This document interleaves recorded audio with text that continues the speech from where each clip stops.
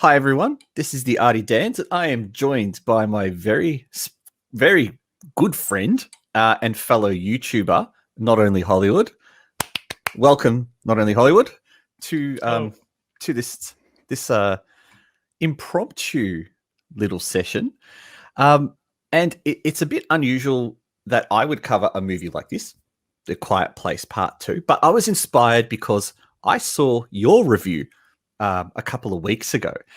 And I was watching your review and you were saying that you essentially saying that you didn't enjoy the film, that it was a little bit contrived and a little bit kind of, not original. And I started watching it, and the first 40 minutes, I'm sitting there thinking, this is a pretty good sequel. What the hell is he on about? And then, of course, the movie ended. And straight away, I thought, I fucking agree with everything he said. And I thought it would be great for us to get together and have a little bit of a chat about why we both disliked this film so much. Let's go.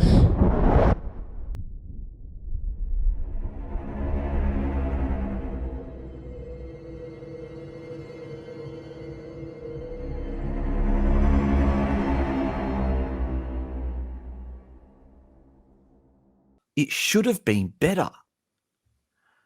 Do you agree? Yeah, the problem with A Quiet Place 2 for me was that I felt something was wrong right at the start when you see the alien creatures falling from the sky in daylight, and I was thinking, no, don't go there from the start. Don't show them in daylight and from the sky where are they coming from? It's like they're falling from the sky, hit the ground, starts attacking people.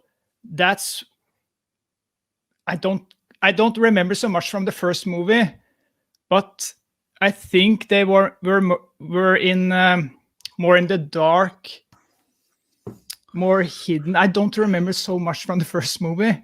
I'm pretty sure a lot of the first movie was set at nighttime anyway, and they never really give you that day zero in the first movie. Yeah. So adding that to this one, you're right, did seem tacked on. Yeah. Did they land in crafts? Did they just no. super punch their way down? I don't remember, but I think they just fell down from the sky, hit the ground, and then start attacking people in daylight. No recovery? Yeah, but just attacking people in broad daylight. And then I was, no, I'm out. And that's after 5-6 minutes. I think it starts with they watched a game of some sort. Baseball. It was a stupid baseball game. Yeah.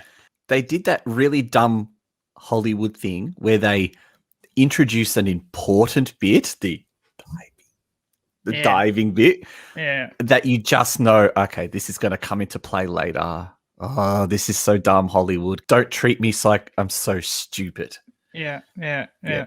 By the way, who was that guy? That guy, I should have looked it up before we started. Cillian Murphy.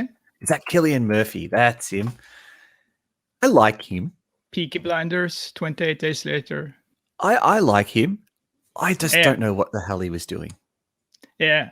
I'm a fan of him. I have always liked him, and I just knew where his character was going from the start.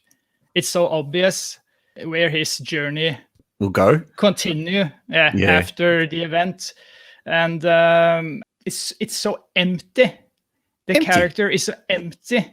Yeah, it feels so fake. I can't relate to these empty, hollow characters. It's just watching a movie. I like to more follow characters that feel real, that have different layers that I can relate to. I'm not. So what do you think? What do you think did that? Was it because it's lazy script writing?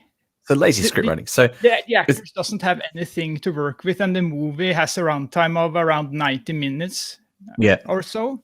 I think it's so they don't have anything to work with because the studio wants to focus more on the creatures than the human relation. You're right. You don't see much other than he's at the baseball game. He's listening to the radio. Yeah. I assume he's got a kid playing baseball because otherwise it's a bit creepy that he's there. Yeah. The kid. I remember that. Yeah, and then it skips forward 470 days, and his wife has just died.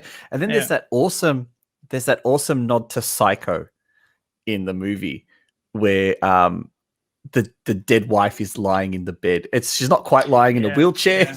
The mummified body of the dead wife. What the fuck is that?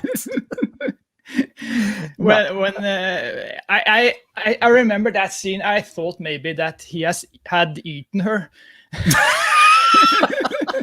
I was thinking that maybe he was a cannibal. I was hoping that he was a cannibal, that he had eaten his kid and wife. That's that's a different part of the story. They take a Walking Dead path that doesn't go anywhere. So while we're on the subject of characters, can I let you know my most hated character in the whole movie? Now, can you guess? Kid. It must be one of the kids. But which one? The boy. Fucking oath, it's the boy. How useless is he? Yeah. And how is he still alive after 470 days? But his awesome father, who could do everything, manages to die. Yeah. No. What I hate about Hollywood is this insistence lately that weak characters have to survive. And the more, not just weak, but the more, what's the word I'm looking for? It's like we're adding diseases and mental illnesses and these conditions on top of these characters. So he's this kid who's scared of his own shadow, who's also partially deaf, I think. Or is it just the little girl that's deaf? I think it's sister. Sister. So the sister's the deaf one, yeah. But he's not only scared of his own shadow, but he has zero confidence. Now, I always thought that in a scenario where you've got an apocalyptic end of the world, that the strong should survive. But for some reason, the weakest character in the movie keeps surviving, keeps getting out of shit, keeps just hanging on. And I hated him with a passion. I wanted him to die in that chamber so much. Yeah, me too. Does that make me a bad guy? No. It's just a movie. Thank you. Thank you for confirming that I'm not a bad guy. No. I agree. I normally hate kids in movies. Up until the 40-minute mark of this movie, I was enjoying it. Right? And then they came across Cillian Murphy's character. Cillian Murphy's character. Yeah. And then like my wife turned to me and she said, who the hell are these people interrupting this guy's life? And I thought, good point. Why? He's on his own. He's got his own territory. Why are they interfering with him? Now, because I hated the boy, can you guess which part I really enjoyed? Yeah. The bear trap. The bear trap. Oh.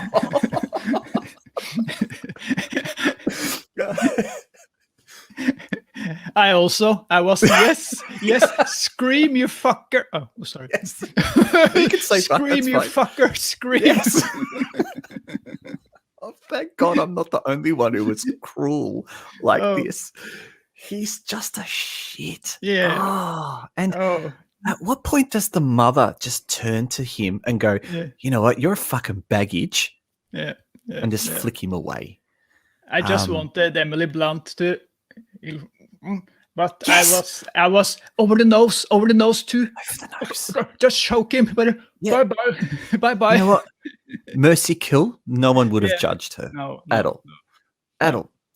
So I think where the movie starts to fall apart is that bit.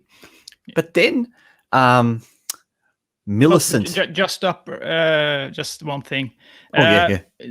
That scene, I'm not sure if you have watched The Walking Dead seasons. Yeah, that reminded me so of the man, Afro-American with the stick. Yes, Morgan. Yeah, yeah, so Morgan. He's fucking awesome, and he has turned crazy. Yeah, that's right. Yeah. So that scene with the bear trap and all that little compound he had with traps and all of the things he had set up. Yeah, that reminded me of The Walking Dead with that character. I was thinking, this is going a Walking Dead path, and that is confirmed after they have talked to him, and he starts to tell what's out in the world, that there are bad people. And that is Walking Dead. That I was just, no, I've seen all the seasons of Walking Dead. I don't need another Walking Dead movie. The part of the movie then when the little girl decides she's going to be a hero, that there is a radio station somewhere that's broadcasting the song Beyond the Sea. She's going to get there and broadcast the static. Yeah. And of course she gets to this awesome train station, and for some dumb reason, she decides to climb aboard the train to get a first aid pack. Now, my issue with this scene is that she opens the door of the conductor carriage unseen and is able to know straight away there is a first aid kit there and she can pick it up. Right? And all I can think of was, oh, this is so movie. She just knows there's a first aid kit there. And then, of course, she has to make a noise. And guess who comes running when she makes a noise? Yeah. The monster. So my question to you, Mr. Hollywood, is how many of these fucking creatures are there? I'm not sure if they dropped down from the sky and landed all over the world. I don't remember if it's just in the United States or if it's all over the world.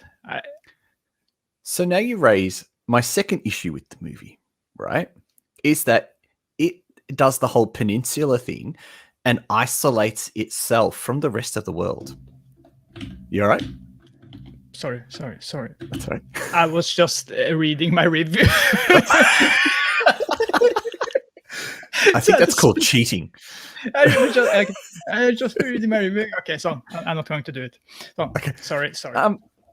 I don't like the fact that the movie isolates itself in its own world, like Peninsula does, and forgets that the rest of the world would help. So if these monsters only landed in the US, why hasn't China come, for example, to liberate them? Because after China would gloat about the monsters killing all the Americans, they would surely go in and clean up the land, right? Or the Russians. Yeah. The next point then becomes, if they landed everywhere, how come they were dumb enough or weren't smart enough to land on that small island at the end of the film? And if that's the case, are other islands safe, like Hawaii, Tasmania, Fiji? Are they all safe? Most of the Philippines would be safe, essentially. I suppose it doesn't need to explain its rules, but when the rules are so ambiguous, how do you enjoy it? No, I'm completely. I agree with you completely. It's I haven't thought about it, but when you mention it, I'm wondering if how could they know where to land when they come flaming down? Did they have, as you mentioned, did they have a spacecraft or some sort? How could they coordinate where to land exactly right in the town? Is it a softer landing? Does it does it No, I do you think use air brakes? I think so they there's crashed craters. down. Right. I think they crashed down and make a really mess. See, a lot Wasn't of this it that movie's not making sense. when they landed, wasn't there explosions too? They landed on buses or something. It started to explode. Michael Bay. You know what? Don't remember. I'll take your word on it. And probably I'm going to pop up some footage while we're talking about this bit that'll confirm or deny what you've just said. Okay. But I'm not prepared at all. Good old not only Hollywood had a notebook and written all the shit I was going to mention. Then I was hoping we'd do this just off memory. Getting back on track, although if you're watching the replay of this, you would not have noticed that Mr. Hollywood and I have been talking absolute crap for the last 40 minutes and have now gone back on track to talk about the ending of A Quiet Place. And the problem is that you and I cannot remember it. yeah. But backtrack a little. To Cillian Murphy when he tells the story to the family that there are bad people out in the world, and the first thought was The Walking Dead, cannibals. I was thinking, okay, this is cannibals. They have really gone the Walking Dead path. And then we have Before the Island. Yep. They are going to the boat. Yep. And the so-called bad guys that he told about shows up, and they have a screen time of around 4 minutes. Well, you're being generous. I didn't even think it was that long, but yeah. What was the point? Yeah. It's so lazy. Yes. So an extension of that is if these guys are living on the pier where the boat is and you can see the fucking island from where they are, why haven't they gone to the island? Yeah. Why are they so dumb to do everything on the pier? And then, of course, I learnt this special piece of sign language at the start of the movie comes into play. That's the bit that, look, it was beforehand. I started realizing it, but at that particular moment, I realized straight away what you were talking about in your review. And I thought, fucking, he was right on the money. He was smack bang. Then, of course, they get to the island. They have a little visitor coming with them. Or who couldn't see that coming, hey? Oh, telegraph that a mile away. Visitor comes with them. And my next question is, where is the electricity coming from? Where is the food supply coming from? How do they still have clean water? And why am I thinking about these three things while watching a fucking horror movie? Yeah. Again, it's lazy Walking Dead with alien creature from space. But at least in The Walking Dead, they didn't have electricity. No. And when they did have electricity, it was because they were making their own. They were setting up solar panels or wind farms. So they were trying or generators. Yeah. So I don't. There's no point in with the characters they introduced, the cannibal characters and the island characters. It's no point. There's no point in body a horror movie like this. There's no point. We have The Walking Dead, for fuck's sake. we don't need this in a 90 minutes movie. The first movie was okay. I wasn't a big fan. I was a little disappointed, but I saw that there was something interesting and felt there was something interesting they can build on if they were making sequels. Of course they do. They could build on something. But with characters, the characters are the most important things in a movie like this. They focus on the characters in the first movie, and they try to focus partially on the characters in the second movie.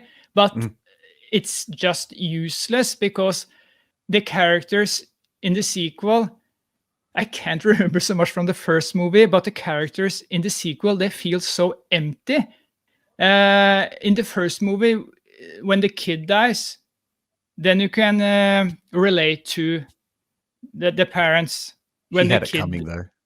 Yeah, in the first. In the first, okay. The stupid toy, he had it coming. Yeah, I know, but you could that was more emotional than the shit we see in the sequel. They are tired, but they haven't given up. They haven't given up. They are tired, but they do so much stupidity, and they are so stupid in the sequel. But you can't blame the characters. You must blame the script. It's so lazy. Yeah, but at what point, as an actor in a movie, do you get to the bit where you're at the radio station and you're about to go through a door to safety, and you decide to go, no, you know what? I'm just going to go back and kill myself. Go in the radio station, close the garage door, save yourself. Now, that leads me to my next point about this girl being such a Nostradamus that she knows everything. So at first I picked on the fact that she knew there was the first aid kit in the train. My second bit that pissed me off was that she, knew how a radio station worked, right? She's a fucking 9-10-year-old girl who lives on an iPad. There's no chance that she knows, A, how a radio station works, B, how to broadcast that signal, and C, how to switch the button at the right time. Yeah. Sorry, she's not a radio engineer. She doesn't know this stuff. No. It doesn't make any sense. No. And that's, I think, the problem with these movies, the modern horror movies today. That's we are getting older. We have seen. We have watched many. We have watched many movies, and for me, it's hard to put myself in a teenager's brain, a kid's brain, what they can accept and not accept. I can't accept this lazy shit. I have watched over 9,000 movies since I was 9 years old. When I watch movies, when you get older, and if you are still interested in watching movies, it feels like your brain cells are dying. It kills your brain cells. And you're getting. I got angry at wasting my time watching the movie. I just had to watch it because when I have watched the first movie, and most of the same actors from the first movie are back again, and I like Emily Blunt. I have to watch it, and it has the same director, John Krasinski. Krasinski, that's a good Polish name, I think. Yeah. The same director, and he did okay with the first movie. He isn't he mostly a comedy drama actor?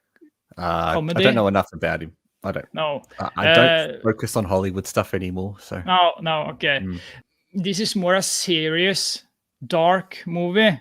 But all I was thinking when watching the movie was Tremors. We've gone back to Tremors. Kevin Bacon, Fred Ward. But the point with that is that the creature design. In when we see so much of the alien creature in A Quiet Place Part 2, Norwegian, Part 2. I didn't even notice it sounded that good. I said 2. It's 2. The alien design creature, I wasn't that bothered with it in the first movie. But in the second movie, when I see so much of them, and close-ups in close-ups too, it takes away the suspense. It takes away the suspense, and they are so generic. They look so generic Hollywood shit. They aren't scary. If you look at Tremors, okay, it's stupid, but they in the Tremors they take the Jaws direction under the ground. Under the ground, so, yeah. So instead of the what is this called again? Shark fin. A shark fin. You know that. Oh yeah, that's a shark. Yeah, it's a fin. Yeah, that Jaws. Fin. Yeah, shark fin. Yeah. In Jaws, you see the shark fin. In Tremors, you see the ground is just raising up slightly. a little. Yeah. That perfect. It's suspenseful, and it's tense, and I'm with it. In this movie, they turn up and show themselves too much, and too much close-ups, as you mentioned, and too much in daylight. They've run out of HR Geiger characters to rip off. Yeah. So and I think he's probably too problematic nowadays for modern Hollywood to even look at his stuff. So before we leave, one final word about the aliens. And 2 movies in, I still don't quite understand this. Why can they hear a pin drop in the middle of a empty house and be on site within 5 seconds? Yet for some reason, they can stand right next to you and not hear your heartbeat. Yeah. Or if you stand under running water, that somehow manages to confuse them. I like 80s horror movies because Jason and Michael and Freddy and Chucky were simple. Yeah. They were just dudes who killed. Yeah. Too many rules in Quiet Place, and they don't follow up the rules they have set. So that's what kills me about these Korean movies like Metamorphosis. That's what killed it for me. You stupid rules that you don't follow. Look, I've enjoyed revisiting A Quiet Place 2 with you. Certainly after watching your review, it made me very interested. I watched it.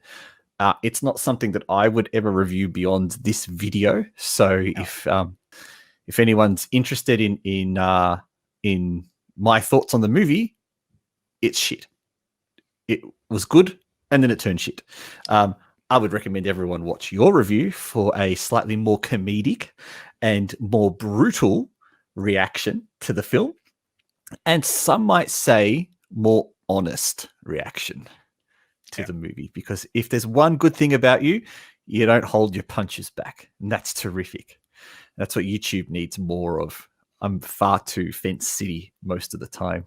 I don't want to upset people. That's why I'm retiring from doing movie reviews and just doing stupid things now.